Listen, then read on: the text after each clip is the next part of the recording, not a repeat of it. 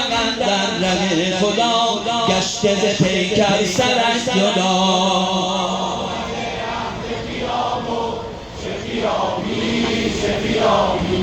کربلا مهد پیام و